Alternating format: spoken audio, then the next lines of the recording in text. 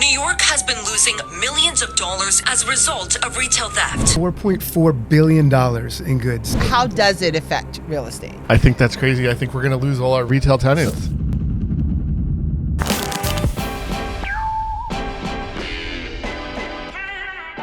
New York has been losing millions of dollars as a result of retail theft. And New York City saw the largest surge in shoplifting since 2019 than any other U.S. city, according to a study. Malls, supermarkets, discount stores, all shutting down because shoplifting here is now so bad it is a $4.4 billion part of the state's economy, and it's only getting worse. Oh my God. Tonight, a massive retail theft ring bust in New York, leading to 41 people arrested.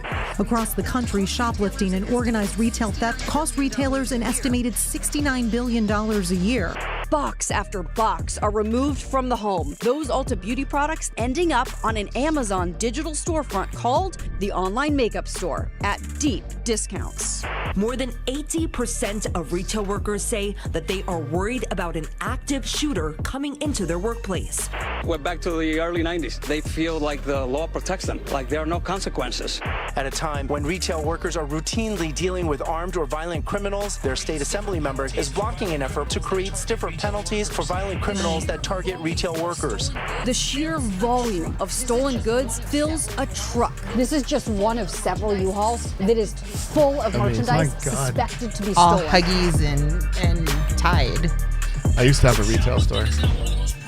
So shoplifting is now one of the most profitable businesses in New York. But what nobody's talking about is that even though everybody knows shoplifting is a massive problem here, it's only going to get worse. Because state lawmakers just had the chance to increase penalties for retail-related crime, and they said, you know what, that's not a good idea. We're not going to do that. Meanwhile, every single store, from your dollar store to your drugstore, is a criminal's paradise. And we've seen brands like Target close locations, and one of the newest malls in New York City, which cost over $1 billion to build, is now completely closed. Columbus all the Circle. stores shut down inside over crime. All because the city's leaders think punishing criminals will somehow make the problem worse. I'm But scared critics in say New York City. not punishing shoplifters is why we now have professional shoplifters. This is what they do 40, 50, 60 hours a week, proving that crime pays in New York unlike anywhere else in the country. And critics also say shoplifting is a tax on the poor because every single time something gets stolen, it's another reason for retailers to raise prices, which hurts the law-abiding who don't steal things for a Amazon is living. gonna But keep to getting understand the better and real better reasons about why it. shoplifting is such a problem, you've got to understand New York's laws don't just encourage shoplifting. No, they actually go so far as to protect criminals, allowing them to operate in ways that are so blatant and so visible, most retailers don't stand a chance. How's that?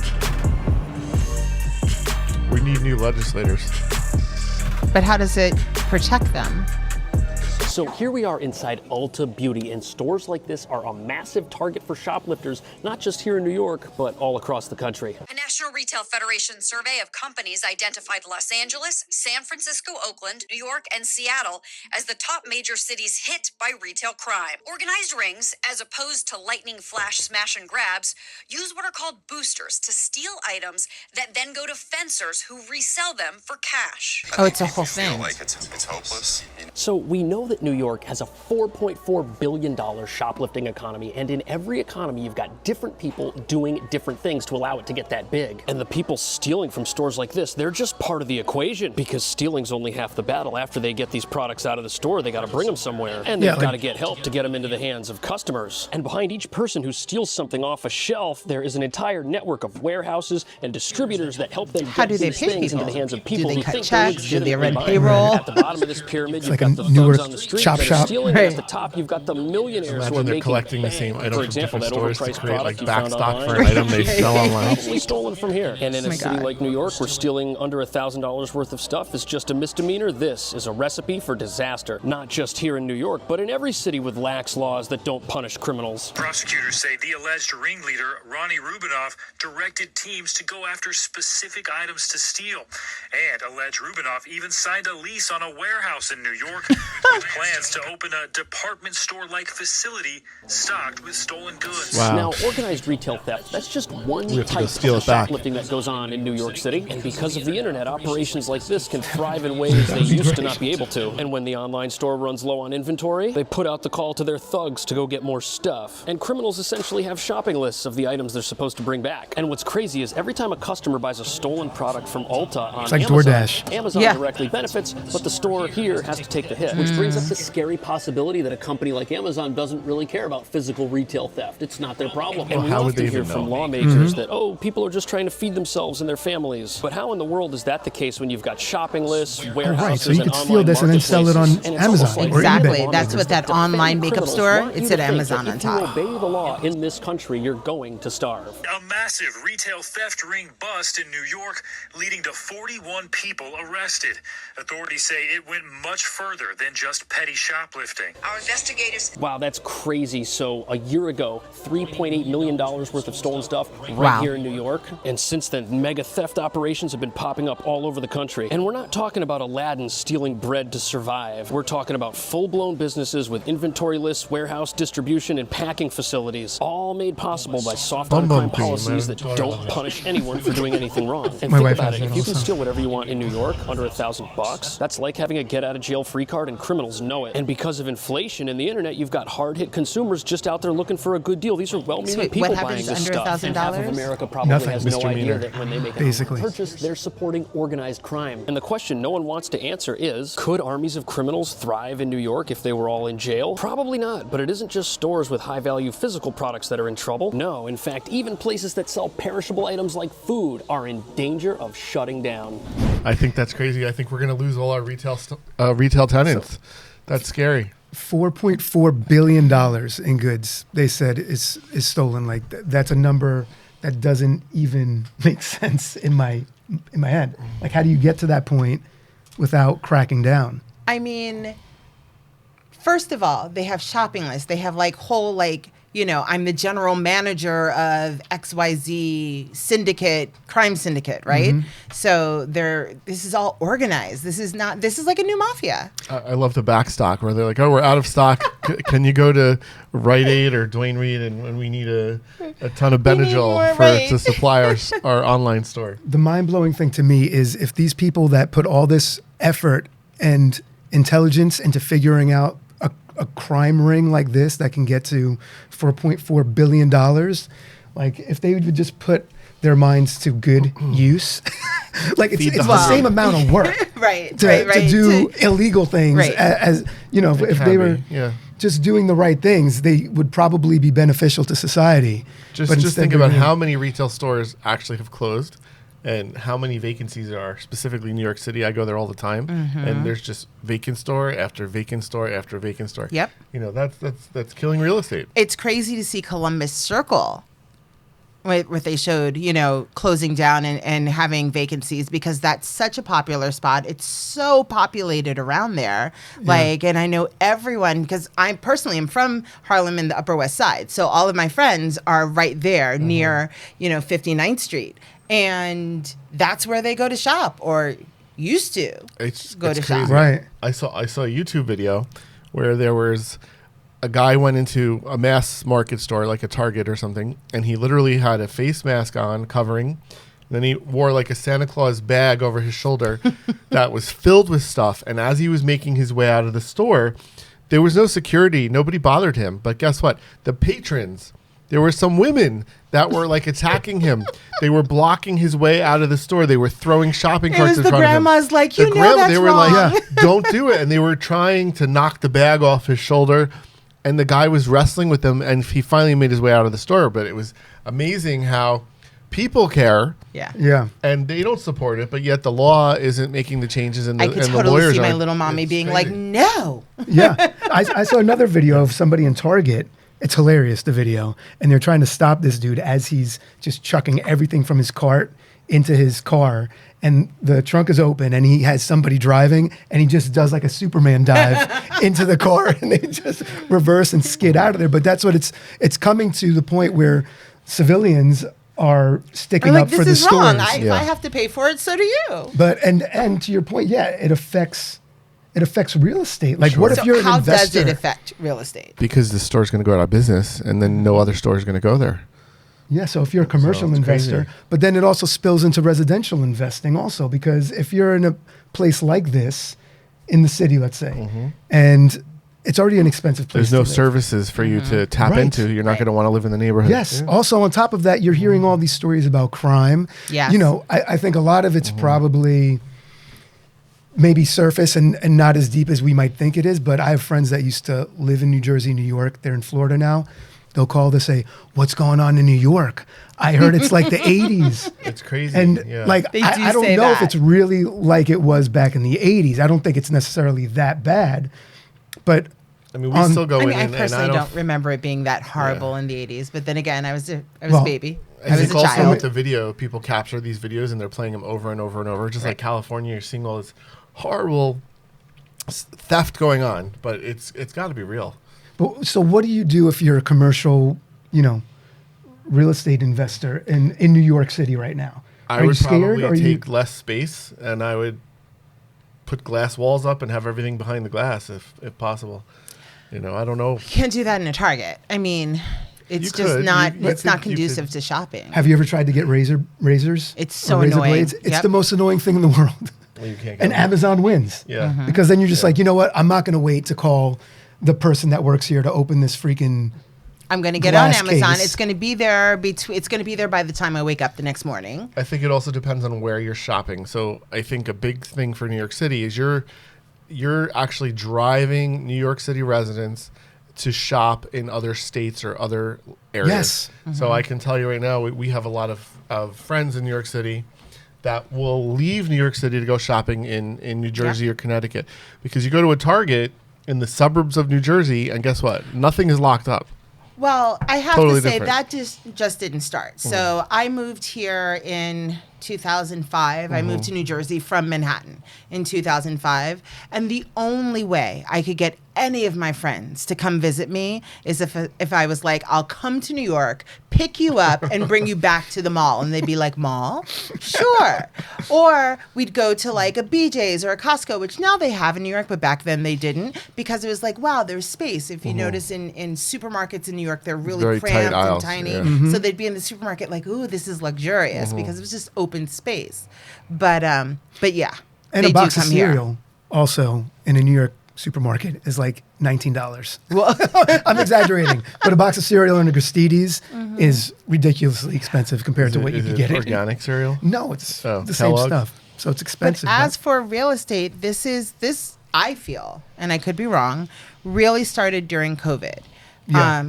I have friends who moved back to. They had investment real estate in Richmond, but they moved to Richmond and took their kids out of school. They lived on the Upper East Side, and they were like, we just can't deal with the amount of homeless people on the street. We can't deal with the amount of crime.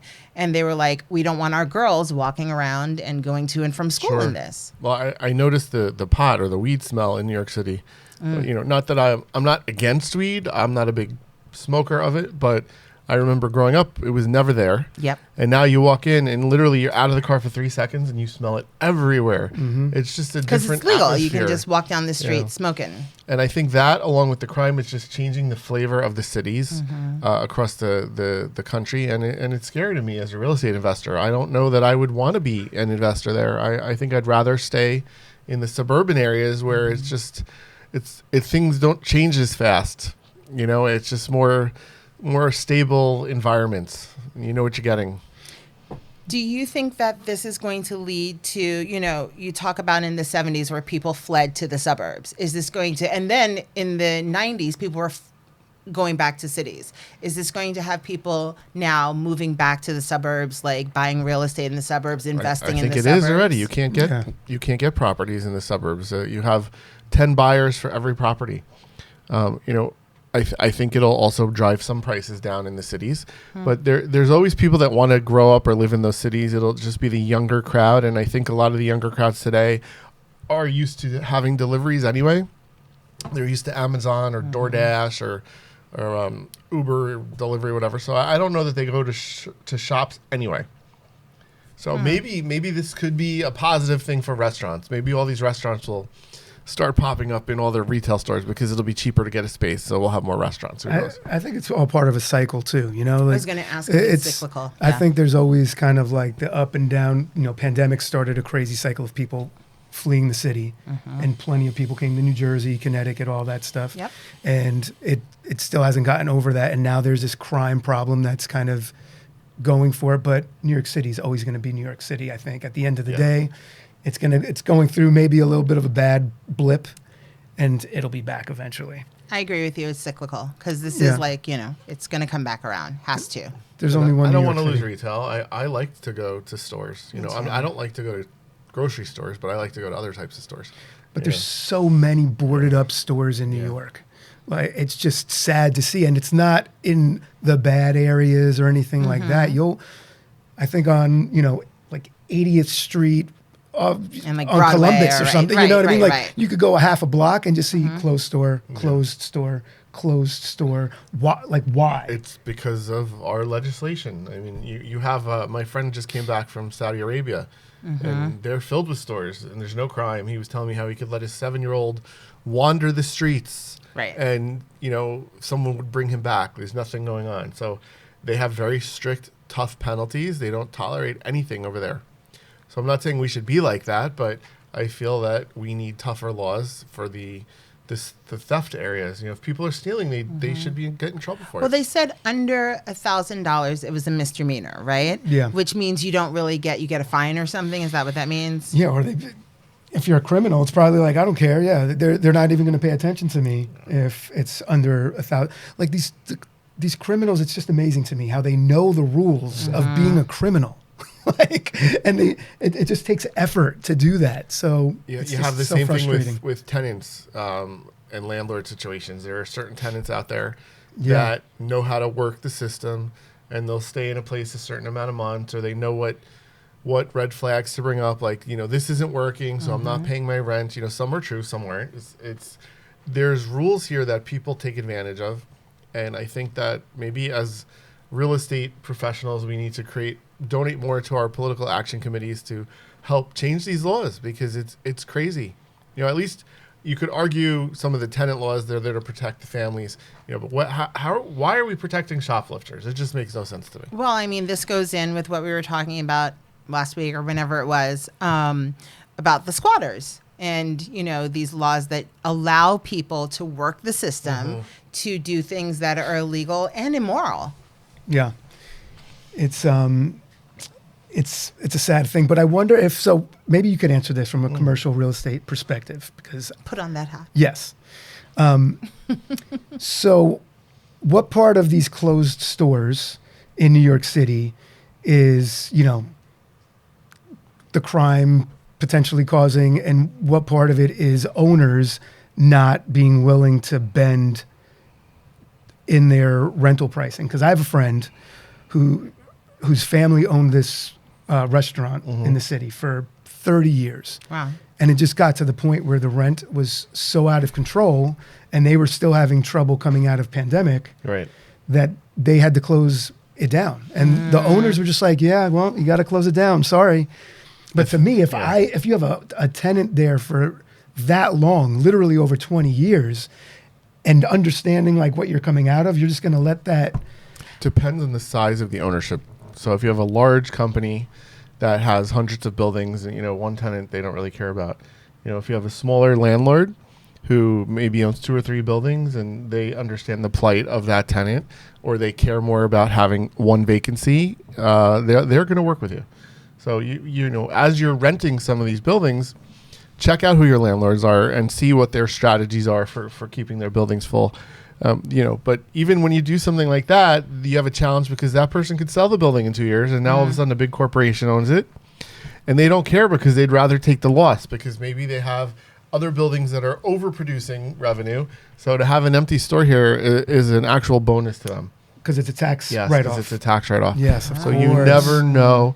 So that's why, you know, we always talk about buy real estate. You're in control of it. You don't have to worry. And then you can control what happens. Again, I think there is a thing to it being cyclical because I remember, shout out to anyone who remembers Big Nick's on like 89th and Broadway, and they had the burgers and they had the big Greek menu, and they were open 24 hours, so that's where you went after you went clubbing. Yeah. But they closed down because of the rent. But this is back in maybe late 90s. Mm-hmm. Maybe Big Nick wants to come.